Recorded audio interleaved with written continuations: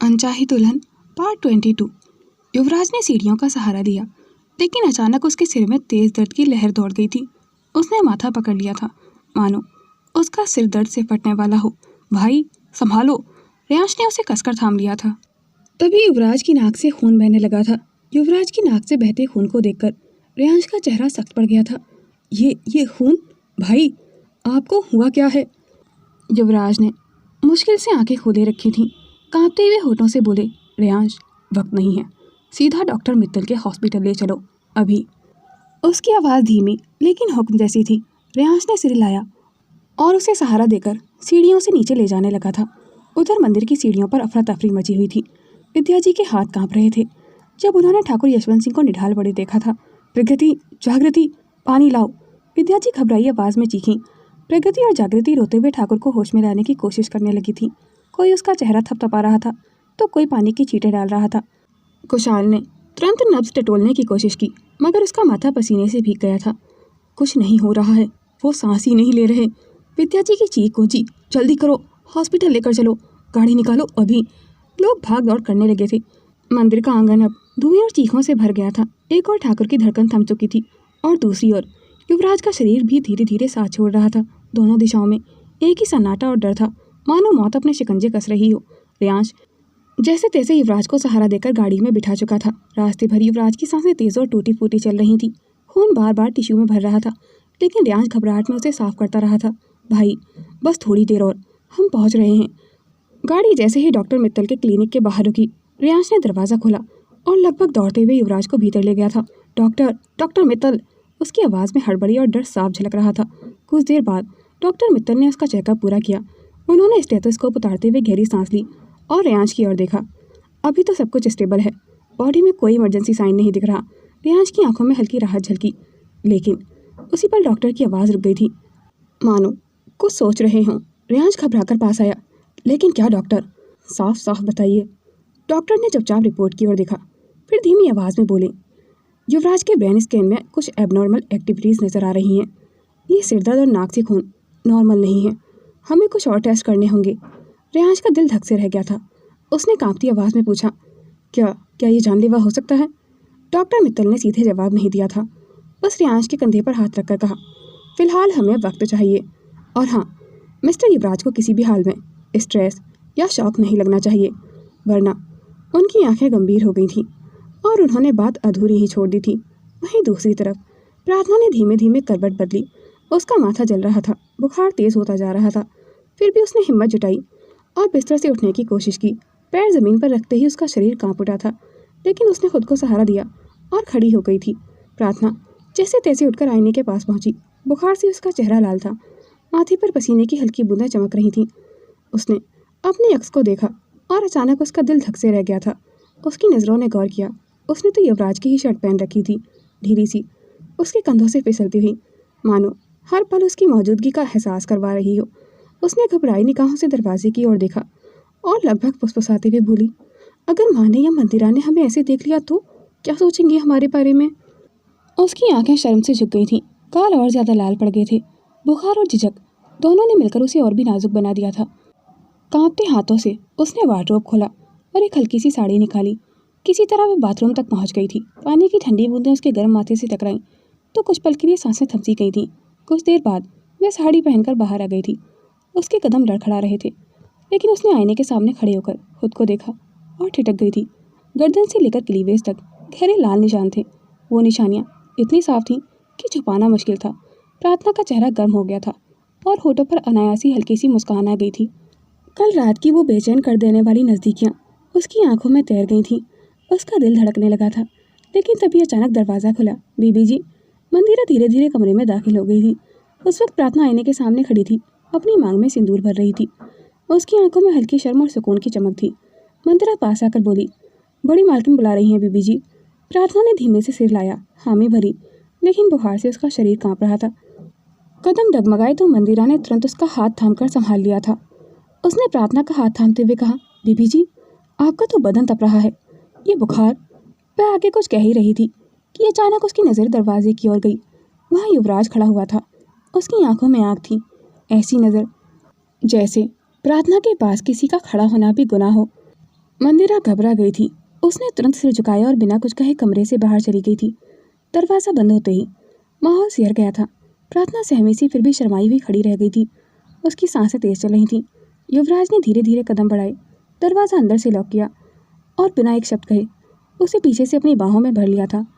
उसकी साड़ी के पल्लू के बीच खुले पेट पर उसकी उंगलियां कसकर जम गई थीं। प्रार्थना का पूरा शरीर उसके स्पर्श से कांप उठा था। युवराज ने झुककर उसके कंधे पर अपने होश रख दिए थे। प्रार्थना की आंखें बंद हो गई थीं। प्रार्थना की आंखें बंद होते ही उसकी सांसें अनायास ही तेज हो गई थीं। उसके होठ कांपकर हल्का सा खुले रह गए थे, मानो हर सांस में वही गर्माहट भर लेना चाहती हो। युवराज की उंगलियां कमर पर और कस गई थीं और उसके सीने से लगते ही प्रार्थना का बदन बेकाबू सा कांप उठा था और उसके होठों पर एक अनकही मुस्कान तैर गई थी। लेकिन अगले ही पल युवराज की भौहें सिकुड़ गई थीं। ये उसने झट से प्रार्थना को पलटा और उसके माथे पर हाथ रखा। उसका माथा जल रहा था। युवराज की आंखों का रंग बदल गया था। पल भर पहले ही तीखी चाहत अब बेचैन चिंता में बदल गई थी। प्रार्थना, तुम्हें तो तेज बुखार है। उसकी आवाज़ गहरी थी मगर उसमें डर भी छुपा हुआ था। प्रार्थना बस उसकी आंखों में देखती रही थी, जैसे कुछ कहना चाहती हो, लेकिन शब्द गले में ही अटक गए थे। युवराज की आंखों में बेचैनी थी। उसने प्रार्थना का माथा छुआ, फिर उसका चेहरा अपनी हथेलियों में कैद कर लिया था। इतना तेज बुखार, और तुम चुप हो। युवराज की आवाज़ कांप रही थी। उसकी उंगलियां अब प्रार्थना के चेहरे पर बेकरारी से फिर रही थी।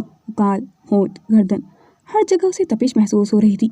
क्यों नहीं बताया मुझे, उसने लगभग डांटते हुए कहा। प्रार्थना ने नजरें झुका ली थी। होठों पर हल्की थरथराहट थी। मैं ठीक हूँ।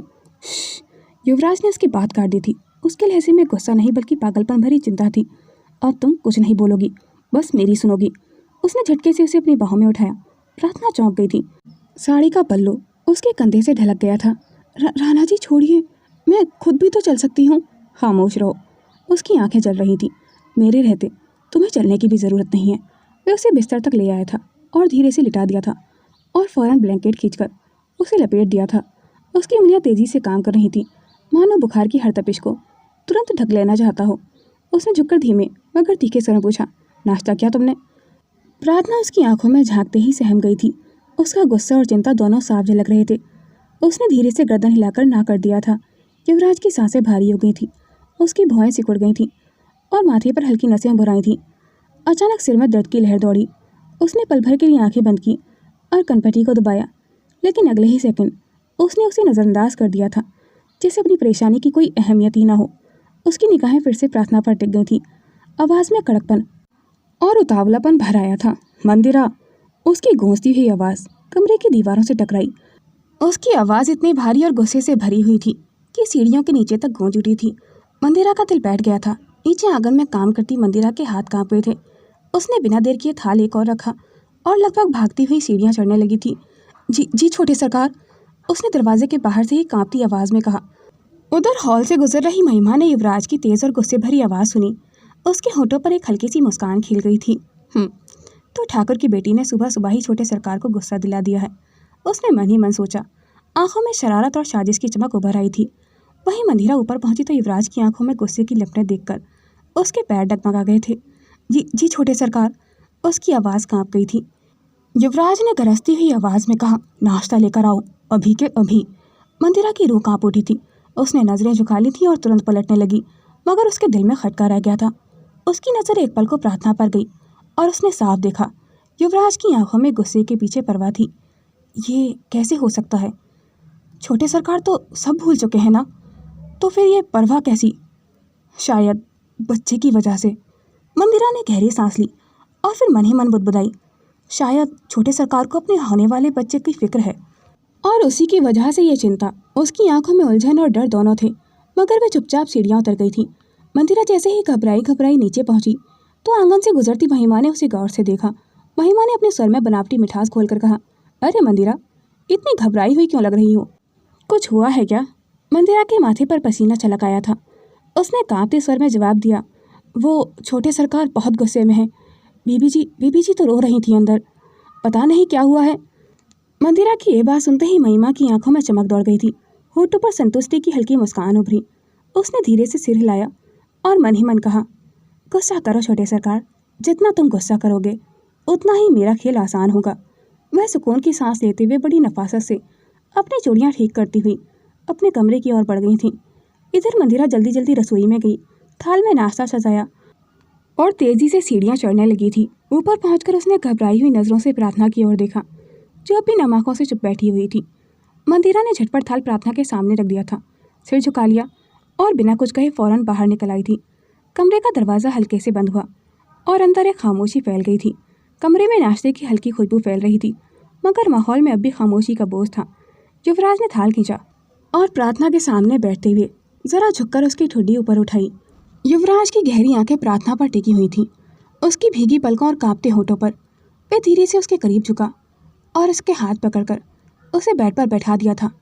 थाल को पास खींचते हुए गरजती लेकिन नर्म आवाज में बोला, बैठ जाओ और नाश्ता करो। प्रार्थना ने नजरें झुका ली और होठ भींचते हुए धीरे से कहा, वो मन नहीं है मेरा। युवराज की आंखों में एक जिद थी। उसने ब्रेड तोड़ा और प्रार्थना के होठों के पास ले जाकर कहा, मन हो या ना हो तुम खाओगी। मैं ना नहीं सुनता। प्रार्थना ने पलकें झुका ली थी, होठों को दबाते हुए बोली, कहा ना मन नहीं है मेरा। युवराज हल्के से मुस्कुराया। उसकी आंखों में खतरनाक सी शरारत चमक रही थी। उसने दूध का गिलास उसके मुंह के पास किया और फुसफुसाया, अगर मुंह नहीं खोलोगी तो मैं खुद खिलाऊंगा, फिर मत कहना। प्रार्थना झिझकते हुए तुरंत बोली, आप तो ज़बरदस्ती करेंगे। युवराज की आंखें और गहरी हो गई थीं। प्रार्थना ने झिझकते हुए दूध का गिलास अपने हाथों में ले लिया था, मगर होठों पर हल्की सी नाखुशी थी।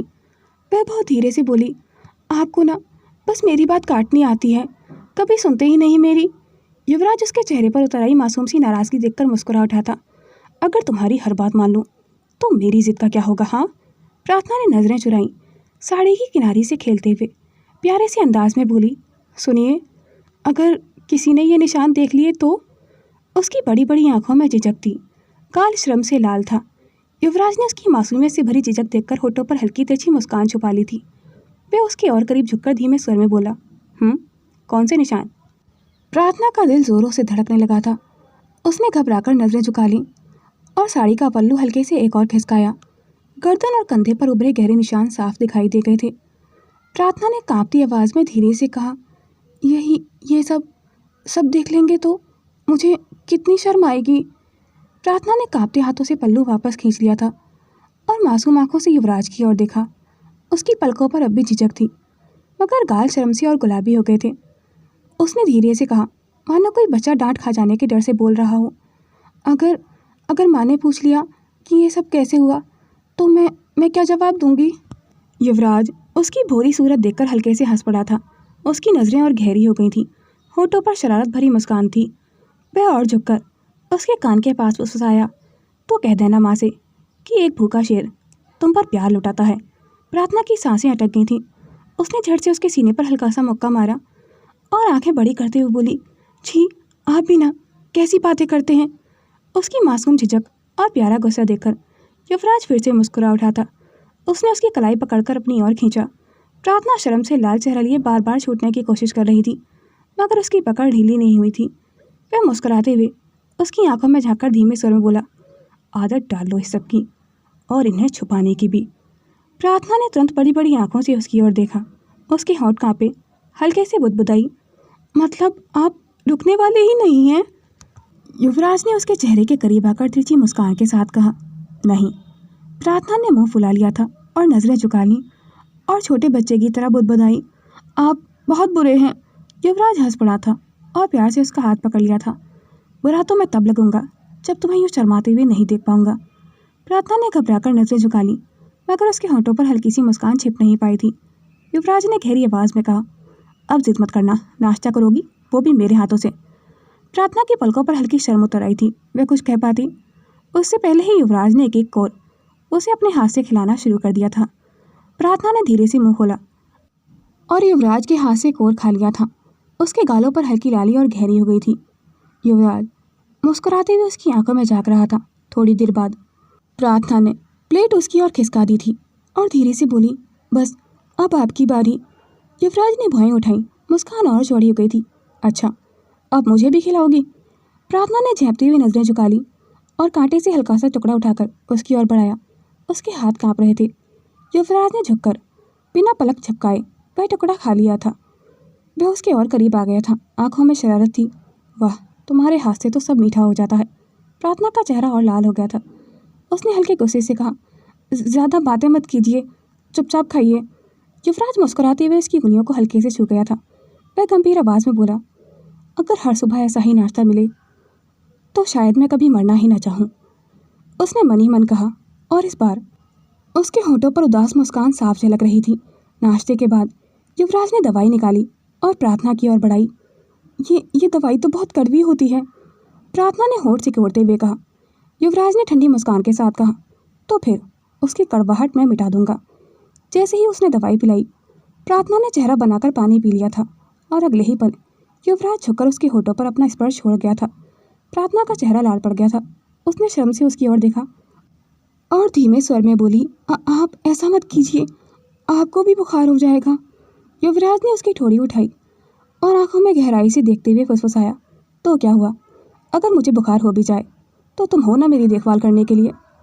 उसके शब्दों में वह गहरी शरारत थी। उसने धीरे से उसकी उंगलियों को अपने होठों से छुआ, मानो उसकी मासूमियत को चिढ़ा रहा हो। प्रार्थना की सांसें तेज हो गई थीं। उसने झट से हाथ खींच लिया और कांपती आवाज़ में बोली, बस कीजिए ना, कोई देख लेगा तो, दरवाज़ा खुला हुआ है। युवराज और पास आकर उसके कान में धीमे स्वर में फुसफुसाया, आदत डाल लो प्रार्थना, ये प्यार छुपाया नहीं जाएगा। उसकी आंखों में वही जिद और चाहत थी जिससे प्रार्थना का दिल और तेजी से धड़कने लगा था। लेकिन अगले ही पल युवराज का चेहरा अचानक सख्त हो गया था। उसकी भौहें सिकुड़ गई थीं। एक तेज दर्द की लहर उसके सिर में उठ गई थी। उसकी आंखें धुंधला गई थीं।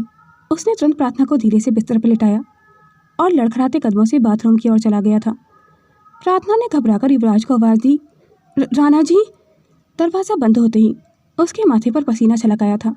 अचानक उसकी नाक से तेज धार में खून बहने लगा था। वह आईने के सामने थम सा गया था। अपनी लाल होती नाक और पीली पड़ती शक्ल को देखकर उसकी आंखों में वही डर लौट आया था। उसे डॉक्टर मित्तल की चेतावनी याद आ गई थी, अगर तुमने खुद पर जोर डालना जारी रखा तो हालत और बिगड़ सकती है। अगली बार शायद ये सिरदर्द और नाक से खून रुक ही ना पाए। अगर ये दिन में एक बार से ज़्यादा होता है तो कंडीशन और भी वर्स्ट हो सकती है। युवराज ने वॉश बेसिन का सहारा लिया, चेहरा धोने की कोशिश की, मगर हथेलियाँ काँप रही थीं। उसकी आंखों में एक ही ख्याल घूम रहा था, नहीं, अभी प्रार्थना को कुछ पता नहीं चलना चाहिए। मैं उसे डर में जीते हुए नहीं देख सकता। युवराज को अचानक उठकर बाथरूम की ओर जाते देख प्रार्थना का दिल घबरा गया था। उसकी आंखों में बेचैनी उतर आई थी। वह तुरंत उठी और धीरे धीरे बाथरूम की ओर बढ़ने लगी थी। उसके कदम कांप रहे थे, होठों पर हल्की सी दुआ थी, हे देवी माँ, क्या हमने इन्हें फिर से गुस्सा कर दिया। वह दरवाजे तक पहुंची और जैसे ही हाथ उठाकर खटखटाने लगी तभी पीछे से एक आवाज़ आई, प्रार्थना बेटा। वह चौंक कर पलटी, देखा तो रुक्मणी जी कमरे में आ गई थी। प्रार्थना ने घबराहट छुपाते हुए हल्की सी मुस्कान की और बोली, जी माँ। रुक्मणी जी पास आईं और उसके माथे पर हाथ रखकर उसका टेम्परेचर चेक करने लगी थी। उनके चेहरे पर चिंता गहरी हो गई थी। बेटा, तुम्हें तो अभी भी बुखार है, मंदिरा ने बताया मुझे तुम्हारी तबीयत के बारे में। प्रार्थना ने झिझकते हुए उनकी आंखों में देखा और बहुत प्यारे मासूम अंदाज में हल्की मुस्कान के साथ बोली, नहीं माँ, अब मैं बिल्कुल ठीक हूँ, मैंने दवाई ले ली है। रुक्मणी जी ने उसकी ओर देखा, मानो उसकी बातों पर यकीन करना चाहती हों। उनके चेहरे पर चिंता तो थी, लेकिन साथ ही बहुत सारा प्यार भी था। उन्होंने उसके गाल को हल्के से थपथपाया और बोली, तुम अपने आप को मजबूत दिखाने की कितनी कोशिश करती हो, लेकिन मैं माँ हूँ, तुम्हारी हालत भला मुझसे कैसे छुप सकती है। प्रार्थना का दिल भर आया था। उसने नज़रें झुका ली थी, होठों पर हल्की मुस्कान थी, अगर आंखों में नमी तैर गई थी। रुक्मणी जी ने उसके बालों पर प्यार से हाथ फेरा और धीमे स्वर में बोली, अब बस तुम आराम करो, मैं कह दूंगी मंदिरा से कि वो तुम्हें परेशान ना करे। तुमने अभी दवाई ली है तो सो जाओ, बुखार जल्दी ठीक हो जाएगा। उन्होंने हल्की मुस्कान की और कमरे से बाहर चली गई थी। जैसे ही दरवाज़ा बंद हुआ, प्रार्थना ने पलटकर बाथरूम की ओर देखा। उसका दिल अब भी धड़क रहा था। वह कांपते कदमों से आगे बढ़ी और हाथ उठाकर दरवाज़ा खटखटाने ही वाली थी कि दरवाज़ा अचानक खुला। युवराज बाहर आ गया था, शर्टलेस, माथे पर अब भी हल्का पसीना था, मगर चेहरा हमेशा की तरह सख्त और गहरी लाल आंखें। प्रार्थना एकदम से टक गई थी। उसके गालों पर हल्की सी लाली दौड़ गई थी और उसने जल्दी से नज़रें फेर ली थी। युवराज की नज़रों में भी हल्की शरारत चमक उठी थी। उसने बिना कुछ कहे कदम बढ़ाया और अगले ही पल एक हाथ से उसे अपनी मजबूत बाहों में उठा लिया था। राणा जी, प्रार्थना ने चौंक कर धीरे से कहा और झेंपते हुए अपनी बाहें उसकी गर्दन में डाल दी थीं। उसकी सांसें तेज चल रही थी, चेहरा शर्म से और लाल हो गया था। युवराज ने गहरी नज़रों से उसे देखा, फिर धीमे धीमे चलते हुए उसे बिस्तर पर लिटा दिया था। प्रार्थना की धड़कनें अब और भी तेज थीं। वह बिस्तर पर लेटी तो सही, मगर उसके चेहरे पर झिझक साफ झलक रही थी।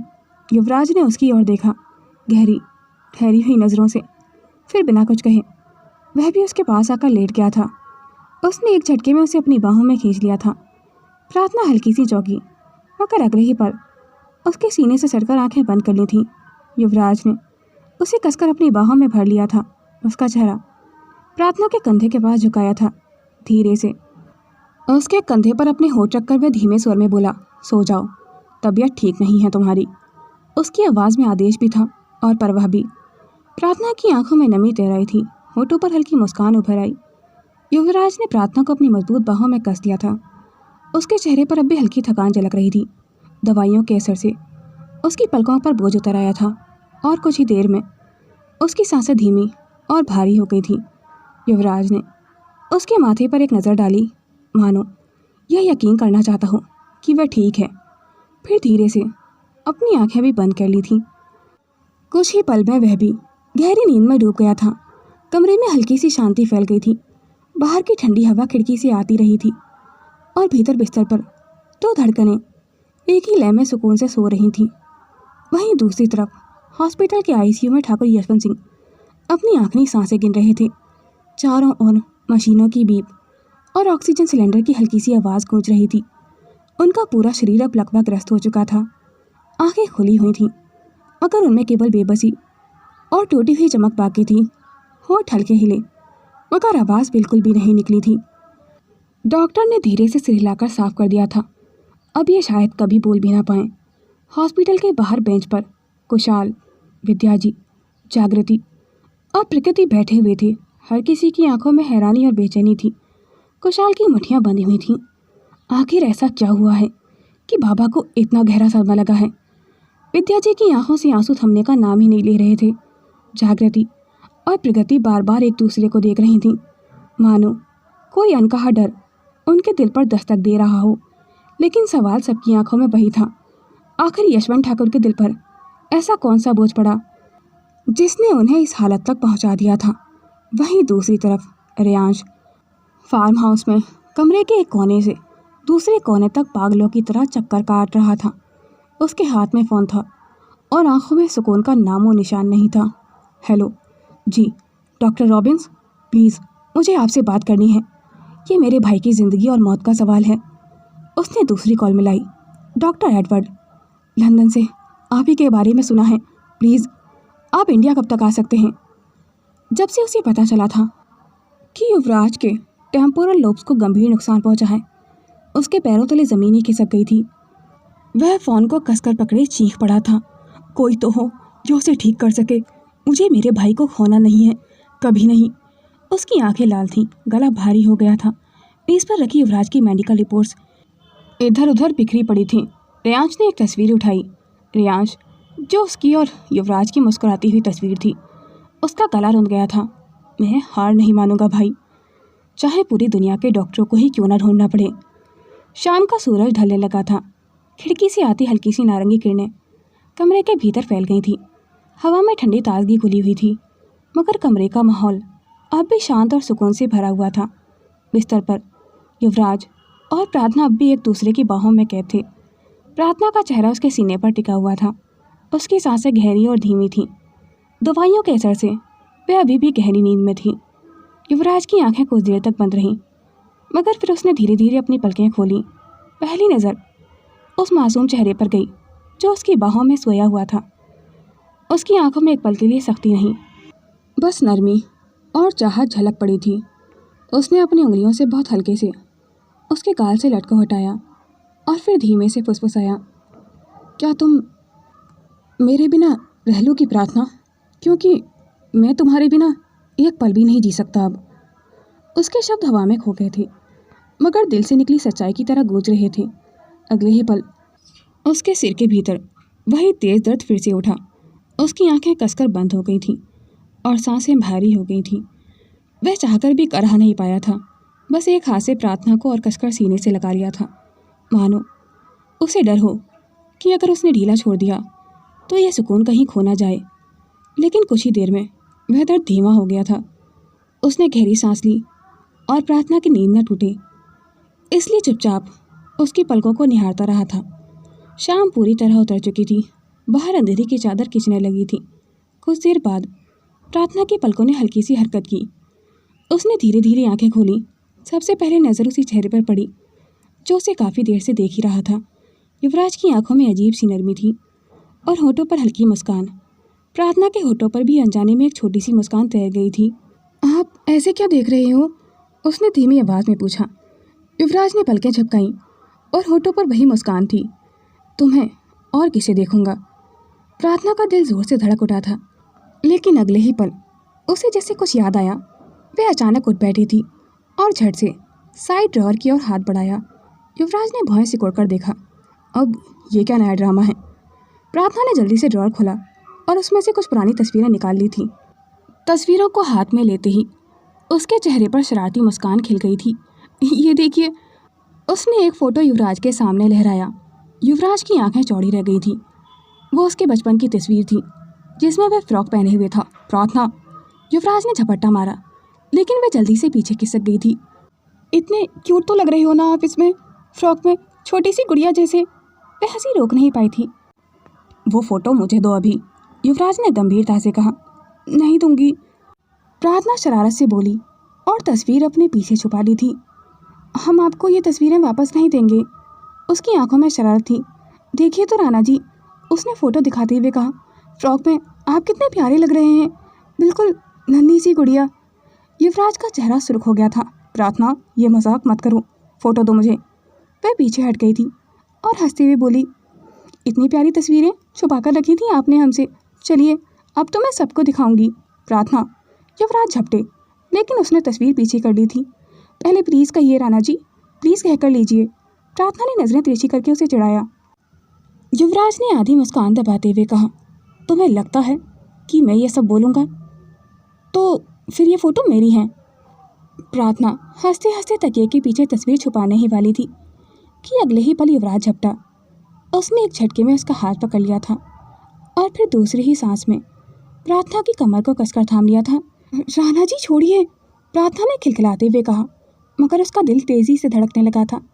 युवराज ने बिना कुछ कहे उसे अपनी ओर खींचा और पल भर में बिस्तर पर पिन कर दिया था। उसका मजबूत हाथ प्रार्थना की कमर पर था और उनकी सांसें अब एक दूसरे से टकरा रही थीं। प्रार्थना का शरारती चेहरा अब हल्का सा सख्त हो गया था। उसकी धड़कनों की आवाज़ तक सुनाई देने लगी थी। ये क्या कर रहे हैं आप? उसने धीमी आवाज़ में कहा, मगर आंखों में झलक रहा डर असल में झूठ था। वो नज़रें खुद ही उसे युवराज के करीब खींच रही थीं। युवराज झुका। उसकी आंखें गहरी और सख्त थीं, लेकिन उनमें चाहत भी थी। तुमने कहा था ना राणा जी, प्लीज़ बोलिए। वह फुसफुसाया। तो सुनो, अब तुम्हें इसकी सज़ा मिलेगी। प्रार्थना की सांसें अटक गई थीं। उसने तस्वीर अब भी कसकर पकड़ी हुई थी, मगर उसके होंठ काँप रहे थे। युवराज ने धीरे धीरे उसके हाथ सिर के पास पिन कर दिए थे। अब वो पूरी तरह से उसके नीचे कैद थी। अब फ़ोटो भी मेरी और तुम भी। उसकी आवाज़ भारी और गहरी थी और अगले ही पल उसने झुककर उसके होठों को अपने होठों से छू लिया था, पहले हल्के से और फिर और गहराई से। वो किस एक पल में सारी शरारत, सारा झगड़ा और सारी नाराज़गी पिघला गया था। प्रार्थना की उंगलियां जो तस्वीर पकड़े हुए थीं अब ढीली पड़ गई थीं। वह तस्वीर बिस्तर पर गिर गई थी। उसके हाथ धीरे धीरे युवराज के कंधों पर थमने लगे थे, जैसे हार मानकर उसी पल में डूब जाना चाहती हो। कमरे की हवा में अब हंसी नहीं थी, बस उनकी सांसों और दिल की धड़कनों की गूंज थी। युवराज के होठों की गर्माहट ने प्रार्थना की सारी शरारत और मजाक को पल भर में चुप करा दिया था। वो पल उनकी धड़कनों और सांसों से भरा था। प्रार्थना ने धीरे धीरे आंखें मूंद ली थीं और उसके हाथ युवराज के कंधों से खिसककर उसकी गर्दन पर टिक गए थे। उसकी उंगलियां हल्के से कांपते हुए उसे और करीब खींचने लगी थीं। युवराज, युवराज, उसे बहुत पैशनेटली किस कर रहा था, धीमा, लेकिन ऐसा कि जैसे वो उसके ज़रिए अपना सब कुछ कह देना चाहता हो। उसके होठों की हर हरकत, उसकी हर सांस प्रार्थना के दिल को छू रही थी। कुछ ही देर में प्रार्थना की हथेलियाँ उसकी छाती पर टिक गई थीं। उसने युवराज को हल्के से धकेला, मानो सांस लेने के लिए वह एक पल चाहती हो। मगर जैसे ही युवराज की नज़रें उसकी आंखों से मिली, उसमें वही चाहत, वही जुनून साफ था। राणा जी, उसने फुसफुसाकर कहा। उसकी आवाज़ कांप रही थी, मगर उसमें इनकार नहीं था। युवराज के होठों पर हल्की सी मुस्कान उभरी। उसने धीरे धीरे उसका गाल को छुआ, फिर माथे पर किस किया। प्रार्थना ने आंखें शर्म से झुका ली थीं और उसी पल उसके सीने से लग गई थी, जैसे अब दुनिया की कोई दीवार उनके बीच नहीं बची हो। उसके बाद उनके बीच की दूरियां अपने आप मिटने लगी थीं। युवराज के हाथ उसके बालों से होते हुए उसकी पीठ तक उतर आए थे। कमरे की हवा भारी हो चुकी थी। उनकी धड़कनों की गूंज तक कमरे में सुनाई दे रही थी।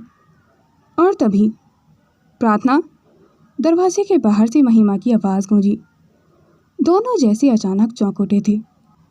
प्रार्थना ने सहमे हुए अंदाज में युवराज को देखा। उसकी सांसें अब भी तेज थीं। युवराज के माथे की नसें तन गई थीं, आंखें गहरी हो गई थीं। महिमा की आवाज़ फिर से आई, प्रार्थना, बेटा दरवाज़ा खोलो, मुझे तुमसे अभी बात करनी है। कमरे में अभी उनकी सांसों की गर्माहट तैर रही थी। युवराज और प्रार्थना की नज़रें एक दूसरे में अटकी हुई थीं। दोनों की धड़कनें अभी तक काबू में नहीं आई थीं। और तभी क्लिक, दरवाजे के बाहर से लॉक घुमाने की आवाज़ आई। प्रार्थना का चेहरा सफ़ेद पड़ गया था। उसकी सांसें जैसे थम गई थीं। लॉक पूरी तरह घूमने ही वाला था। राणा जी, चाची, उसने फुसफुसाकर युवराज की बाँह कसकर पकड़ ली थी। युवराज की आंखों में गुस्सा और बेचैनी दोनों भर आए थे। ये महिमा चाची भी ना। उसके होठों से दबी हुई आवाज़ निकली। अब सिर्फ 1 सेकंड की दूरी थी और कमरे के भीतर अभी भी बिखरे हुए थे उनकी धड़कनें और बिस्तर पर पड़ी वो तस्वीर। To be continued. दोस्तों, ये स्टोरी आपको कैसी लग रही है? कमेंट सेक्शन में अपनी राय ज़रूर शेयर कीजिएगा। आपका एक प्यारा सा कमेंट मुझे लिखने के लिए बहुत ज़्यादा मोटिवेट करता है, तो प्लीज़ कमेंट करें और स्टोरी को हाइप करें। Thanks for watching. Do like, comment and share this video and subscribe my YouTube channel for more interesting videos.